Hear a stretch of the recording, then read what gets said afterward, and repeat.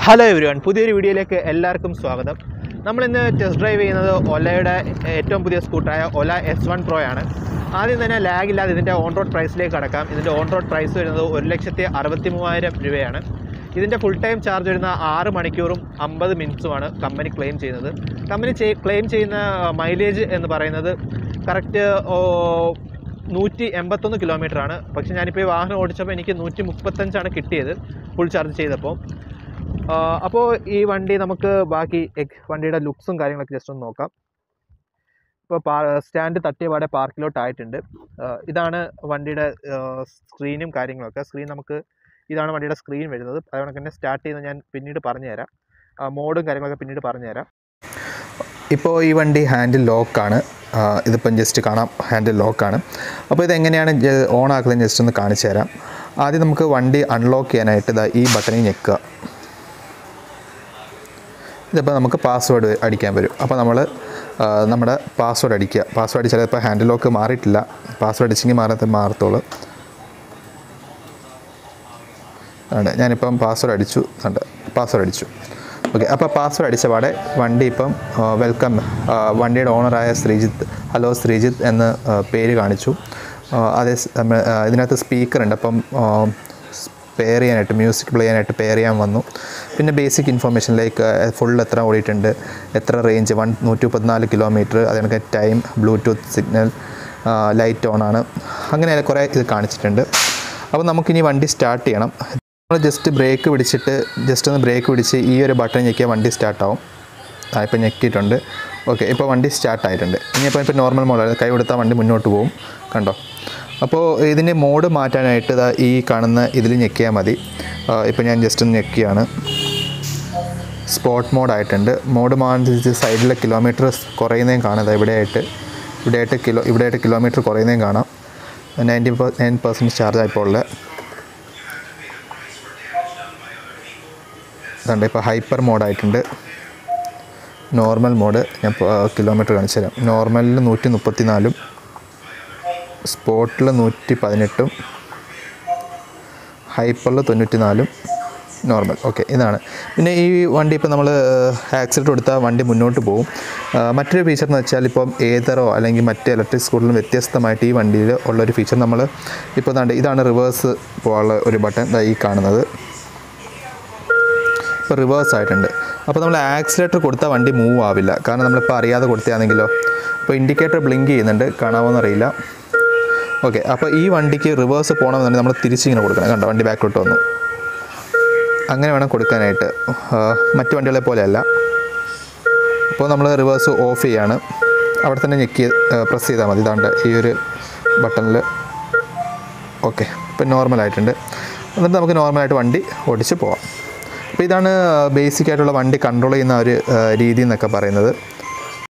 അപ്പോൾ ആദ്യം നമുക്ക് ജസ്റ്റ് ഇതിൻ്റെ ഒരു ഓവർവ്യൂ കാണിച്ചു തരാം. ലൈറ്റ് ഇട്ടിട്ടുണ്ട് നമ്മൾ. അപ്പോൾ ഇതാണ് ഈ വണ്ടിയുടെ ഒരു ലുക്ക് എന്ന് പറയുന്നത്. നമുക്ക് ഫ്രണ്ടിൽ നിന്ന് ലൈറ്റ് ഇട്ട് കാണുമ്പോൾ ഉള്ള ലുക്ക് എന്ന് പറയുന്നത് ഇതാണ്. ഒരു റോബോട്ടിൻ്റെ കണ്ണ് പോലെയാണ് എനിക്ക് തോന്നുന്നത് അതിൻ്റെ ഫ്രണ്ടിലത്തെ ഒരു ഇത് കാണുമ്പോൾ. പിന്നെ ബാക്കിലേക്ക് വരുവാണെങ്കിൽ എന്താ പറയുക, പ്ലെയിൻ ആയിട്ടുള്ളൊരു LED സെറ്റപ്പാണ് വണ്ടിക്ക് വരുന്നത്. അതിനോട് ചേർന്ന് തന്നെ ഒരു ബാക്കിൽ ടെയിൽ ലാമ്പിനോട് ചേർന്ന് തന്നെ ഒരു ഇൻഡിക്കേറ്റർ സിസ്റ്റമാണ് വണ്ടിക്ക് വരുന്നത്. പിന്നെ നമ്മൾ സൈഡിൽ നിന്നുള്ള വ്യൂ നോക്കുമ്പോൾ എനിക്ക് ഫസ്റ്റ് റോഡിൽ കൂടി പോകുമ്പോൾ ഒരു വണ്ടിയായിട്ട് പലപ്പോഴും തോന്നിയിട്ടുണ്ട്. പക്ഷേ ആക്ച്വലി ഇത് റൈഡ് ചെയ്തപ്പോഴാണ് മനസ്സിലായത് അത്ര ചെറുതൊന്നും അല്ല, വണ്ടി അത്യാവശ്യം വലുത് തന്നെയാണ്. ഈ ഒരു രീതിയിലാണ് വണ്ടിയുടെ ലുക്ക് വരുന്നത്. ഇതിൻ്റെ എനിക്കിഷ്ടപ്പെട്ട മറ്റൊരു കാര്യം എന്ന് പറയുന്നത്, ഇതിന് സിംഗിൾ സൈഡാണ് ആം വരുന്നത്. ഈ സൈഡ് ഫ്രീ ആണ്. ഫ്രണ്ടിലും ബാക്കിലും അങ്ങനെ തന്നെ. പൊതുവേ ബാക്കിൽ സ്കൂട്ടേഴ്സിന് അങ്ങനെ വരാറുണ്ട്. പക്ഷേ ഈ വണ്ടിക്ക് ഫ്രണ്ടും ബാക്കും അങ്ങനെയാണ്. നേരത്തെ പറഞ്ഞ പോലെ മോണോ ഷോക്കാണ് വണ്ടിക്ക് വരുന്നത്. പിന്നെ ബാക്ക് ഡിസ്ക് ബ്രേക്ക് വരുന്നുണ്ട്. ഇപ്പോൾ വണ്ടി ഫ്രണ്ടിലും ഡിസ്ക്കാണ്, ബാക്കിലും ഡിസ്ക് ബ്രേക്കാണ് വരുന്നത്. വണ്ടി അത്യാവശ്യം നല്ല സൈലൻ്റ് ആണ് കേട്ടോ. ഇവിടെയാണ് ചാർജ് ചെയ്യാനുള്ള സോക്കറ്റ് വരുന്നത്. ഇപ്പോൾ വണ്ടി ഞാൻ പാർക്കിങ്ങിലിട്ട് ഒരുപാട് നേരം ഉപയോഗിക്കാതിരുന്നത് വണ്ടി ഇപ്പോൾ ഓട്ടോമാറ്റിക്കായിട്ട് തന്നെ ഓഫ് ആയിട്ടുണ്ട്. ഇതൊക്കെയാണ് വണ്ടിയുടെ ഒരു ബേസിക് ഒരു ഐഡിയ എന്ന് പറയുന്നത്. നമുക്കിപ്പം വണ്ടി ഇനിയിപ്പോൾ ഒന്ന് ഓടിച്ച് നോക്കാം എങ്ങനെയുണ്ട് എന്നുള്ളത്. വണ്ടി ഓടിച്ച് നോക്കുന്നതിന് മറ്റൊരു കാര്യം, എനിക്ക് ഇതിന് ഡ്രോബാക്ക് ആയിട്ട് ആരെങ്കിലും എന്തെങ്കിലും പറഞ്ഞിട്ടുണ്ടോ എന്ന് ചോദിച്ചാൽ എനിക്കല്ല, ഞാൻ നെറ്റിൽ കണ്ടുള്ള റിവ്യൂസാണ്. ഒന്ന് എന്ന് പറയുന്നത് ഈ ഒരു ഷോക്ക്, ചിലർക്ക് കംപ്ലയിൻറ്റ് വന്നു എന്നൊക്കെ പറഞ്ഞ് പിക്സൊക്കെ കണ്ടിട്ട് അതിൻ്റെ ജെനുവിറ്റി എത്രയോളം ഉണ്ടെന്ന് എനിക്കറിയില്ല. അതേപോലെ തന്നെ സ്റ്റാൻഡും, ഈ ഒരു സ്റ്റാൻഡ് പലർക്കും ഒടിഞ്ഞതായിട്ട് കംപ്ലയിൻറ്റ് പറയുന്നത് ഞാൻ കണ്ടിട്ടുണ്ട്. അതും സെയിം, എനിക്ക് ജെനുവിറ്റി എത്രയോളം ഉണ്ടെന്ന് അറിയില്ല.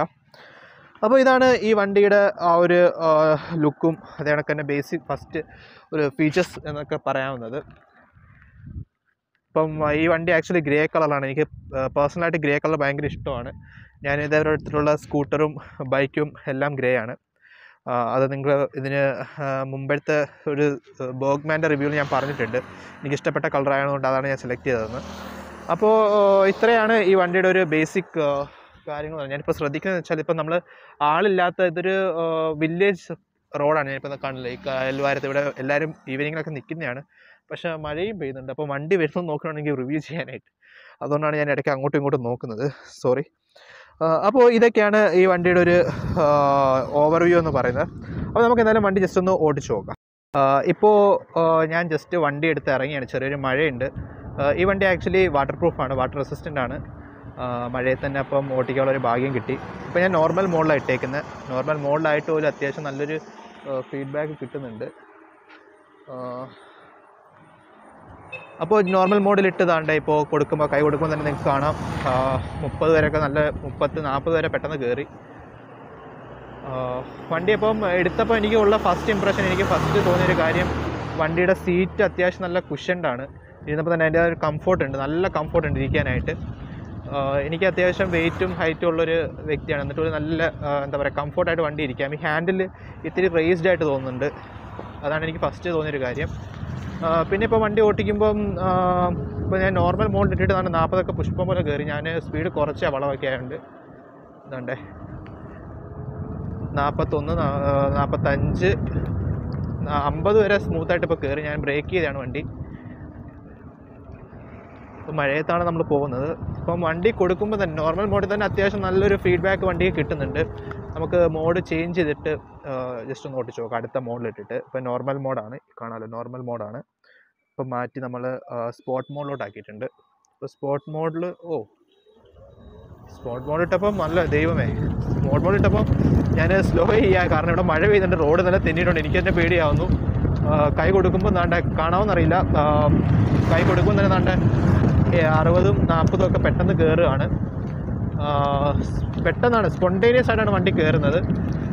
ഇത് നല്ലൊരു എന്താ പറയുക, നല്ലൊരു ഫീഡ്ബാക്ക് ഉണ്ട്. എന്താ പറയുക, ആക്സിഡൻറ്റ് കൊടുക്കുന്നതിൻ്റെ ഫീഡ്ബാക്ക് ഉണ്ട്.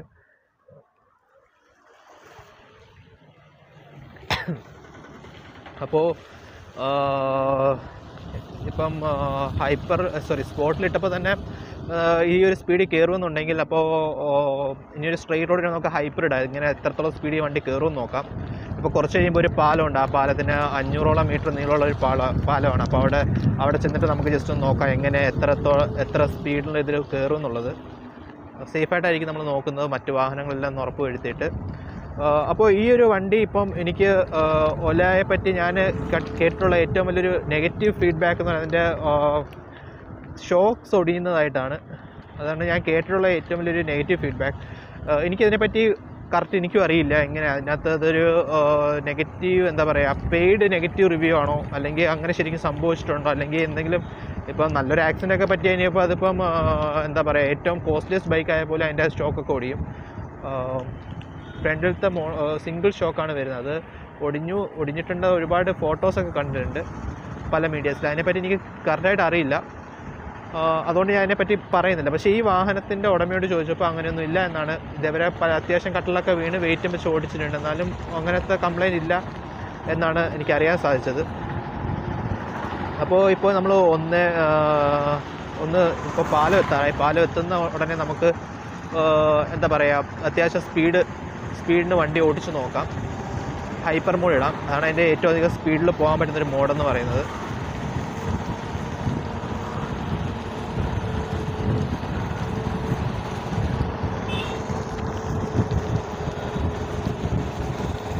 ഇപ്പോൾ വണ്ടി അത്യാവശ്യം സാധാ സ്കൂട്ടർ ഓടിക്കുന്നതിനെക്കാട്ടി ബെറ്ററായിട്ട് ഈ സ്കൂട്ടർ എനിക്ക് ഓടിക്കാൻ പറ്റുന്നുണ്ട്. കാരണം ഇതിന് അത്യാവശ്യം നല്ല വെയിറ്റും ഉണ്ട്. അതായത് നോർമൽ സ്കൂട്ടറിൻ്റെ അത്രയും തന്നെ വെയിറ്റും ഉണ്ട്. നമ്മൾ ഫസ്റ്റ് ഇലക്ട്രിക് സ്കൂട്ടർ ഇറങ്ങിയ സമയത്തൊക്കെ ഇലക്ട്രിക് സ്കൂട്ടറിന് പൊതുവെ വെയിറ്റ് കുറവായിരുന്നു ഹീറോയുടെയൊക്കെ സ്കൂട്ടേഴ്സ് ഇറങ്ങുന്ന സമയത്ത്. ഇപ്പോൾ അതേപോലെ അല്ലേ ഒലയെന്നല്ല, ഇപ്പോൾ ഇറങ്ങുന്ന സ്കൂട്ടേഴ്സ് എല്ലാം നല്ല വെയിറ്റും എല്ലാം കാര്യങ്ങളുള്ളൊരു ഇതാണ്. എന്താ പറയുക, നല്ല അത്യാവശ്യം മെയിൻറ്റെയിൻ ചെയ്ത് തന്നെ നമുക്ക് വെയിറ്റ് മെയിൻറ്റെയിൻ ചെയ്ത് പോകാൻ പറ്റുന്ന സ്കൂട്ടേഴ്സാണുള്ളത്. അപ്പോൾ ഇപ്പോൾ 2 ഓട്ടോ പോയതിന് ശേഷം നമുക്കിപ്പം ഹൈപ്പർ മോഡ് ഇടാം. ഇപ്പോൾ ഹൈപ്പർ മോഡ് ഇട്ടിട്ടുണ്ട്. മഴ ആയതുകൊണ്ട് ക്യാമറയിൽ ചെറുതായിട്ട് വെള്ളം കയറി. ഇപ്പോൾ ഹൈപ്പറിൽ വാഹനം ഒന്നും തന്നെ വരുന്നില്ല. ഫ്രണ്ടിൽ ദൂരെ മാറി ഒരു സ്വിഫ്റ്റ് നിർത്തിയിട്ടിട്ടുണ്ട്. ഇത് സേഫ് ആയിട്ടുള്ളൊരു സ്ഥലം ആയതുകൊണ്ടാണ് നമ്മൾ ഹൈപ്പർ ഇട്ട് നോക്കുന്നത്. ഇതിപ്പോൾ 0 ആണ്. 0 ഇട്ട് എടുത്ത പാടെ ദൈവമേ, ഇത് പെട്ടെന്നാണ് കയറുന്നത് കേട്ടോ. എൻ്റെ സ്കൂട്ടറിനെ ഞാൻ ആക്ച്വലി ഇപ്പോൾ സ്പീഡ് കുറയ്ക്കുക ചെയ്തത്. ഞാൻ സ്പീഡ് കുറച്ചതുകൊണ്ടാണ് കുറഞ്ഞത്. അതുകൊണ്ട് കൊടുത്തു കഴിഞ്ഞാൽ 70 വരെ പുഷ്പം പോലെ വണ്ടി കയറി. അപ്പോൾ തികച്ചും നല്ലൊരു ഫീഡ്ബാക്കാണ് ഈ ഒരു വണ്ടിയുടെ ഹൈപ്പർ സ്പോർട്ട് മോഡിൽ ഇടുമ്പോൾ എനിക്ക് കിട്ടിയത്. ഞാൻ ഹൈ സ്പീഡ് ടോപ്പ് എൻഡൊന്നും ടെസ്റ്റ് ചെയ്യുന്നില്ല, കാരണം അതിന് പറ്റിയ റോഡല്ല ഇത്.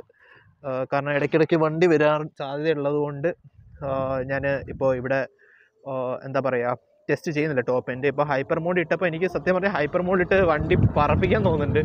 എന്നാലും ഈ വണ്ടി എൻ്റെ അല്ലാത്തത് കൊണ്ടും അതുപോലെ തന്നെ ഈ വണ്ടി എനിക്ക് പരിചയമായി വരുന്നുള്ളൂ, എൻ്റെ ബ്രേക്കിങ്ങും എല്ലാം പരിചയമായിട്ട് വരുന്നുള്ളൂ. അതുകൊണ്ട് ഞാൻ സ്പീഡ് കയറി വീഡിയോ ചെയ്യുന്നില്ല.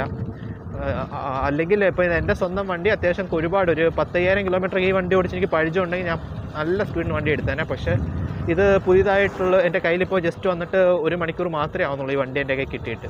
അപ്പോൾ അതുകൊണ്ട് ഞാൻ ഇത്രയും സ്പീഡിൽ പോയി കഴിഞ്ഞാൽ അത് സേഫ് അല്ലാത്തതുകൊണ്ട് ഞാൻ അത് ചെയ്യുന്നില്ല.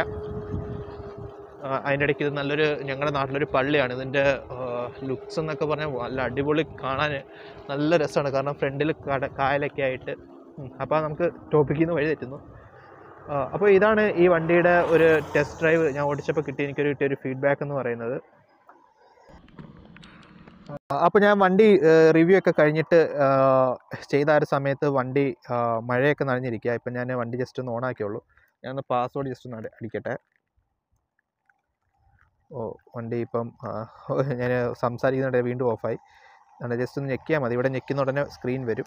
അപ്പോൾ സ്ക്രീൻ വന്ന പാടെ ഞാൻ ജസ്റ്റ് ഒന്ന് പാസ്വേഡ് അടിക്കട്ടെ. ഓക്കെ, മഴയെ തിരുന്നാലൊന്നും ഒരു കുഴപ്പമില്ല. വണ്ടി ഇപ്പോൾ ഓണായിട്ടുണ്ട്. ഞാൻ നേരത്തെ പറഞ്ഞ പോലെ വണ്ടി സ്റ്റാർട്ടായിട്ടുണ്ട്. നോർമൽ മോഡിലാണ് വരുന്നത്. സ്റ്റാർട്ടായി വന്ന പാടെ വണ്ടി എടുക്കുക, ഒരു കുഴപ്പമില്ല. മഴയത്തൊക്കെ സുഖമായിട്ട് ഈ വണ്ടി കൊണ്ടുപോകാം. പിന്നെ അതേ കണക്ക് തന്നെ ചില വ്ളോഗേഴ്സ് വണ്ടി കടലിൽ കൊണ്ട് മുക്കുന്നതും അതേ കണക്ക് തന്നെ കുളത്തിലൊക്കെ ഇട്ട് ഓടിക്കുന്നതും പാടത്തൊക്കെ ഇട്ട് ഓടിക്കുന്ന വീഡിയോസ് ഒരുപാട് നെറ്റിലുണ്ട്, നിങ്ങൾക്ക് സെർച്ച് ചെയ്താൽ കിട്ടും. അങ്ങനെ നമ്മൾ എക്സ്ട്രീം റോഡ് ടെസ്റ്റ് ഒന്നും ചെയ്യുന്നില്ല, കാരണം ഇതൊരു എൻ്റെ ഒരു സുഹൃത്തിൻ്റെ വണ്ടിയാണ്. അപ്പോൾ ഈ ഒരു കൊച്ചു വ്ളോഗ് നിങ്ങൾക്ക് ഇഷ്ടപ്പെട്ടു എന്ന് വെച്ച് കഴിഞ്ഞാൽ, ഇപ്പോൾ വണ്ടി ഓടിക്കുന്നത് അത്യാവശ്യം നല്ല മഴ നനഞ്ഞിട്ടാണ്. ഇതിൽ എത്രത്തോളം കാണാൻ പറ്റുമെന്ന് എനിക്കറിയില്ല, പക്ഷെ നല്ല മഴ നനഞ്ഞാണ് ഞാൻ വണ്ടി ഓടിക്കുന്നത്.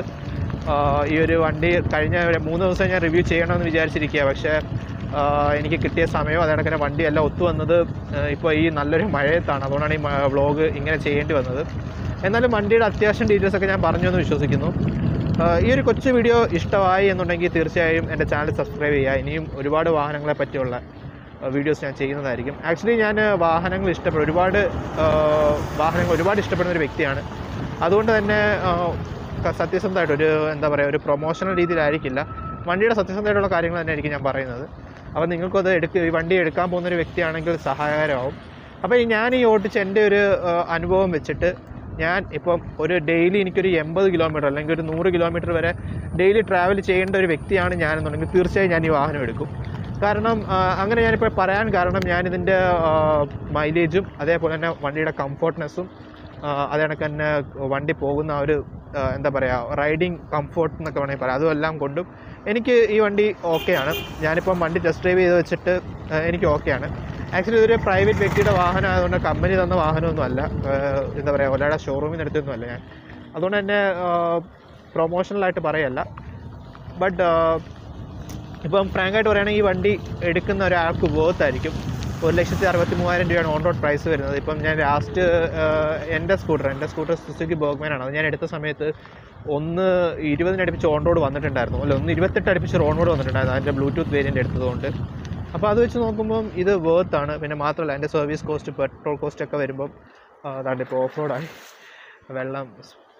അപ്പോൾ അതിൻ്റെ സർവീസ് കോസ്റ്റ് ഓഫ് റോഡ് കോസ്റ്റൊക്കെ വെച്ച് വരുമ്പം ഈ ഒരു വണ്ടി എനിക്ക് വർത്തായിട്ട് തോന്നുന്നുണ്ട്.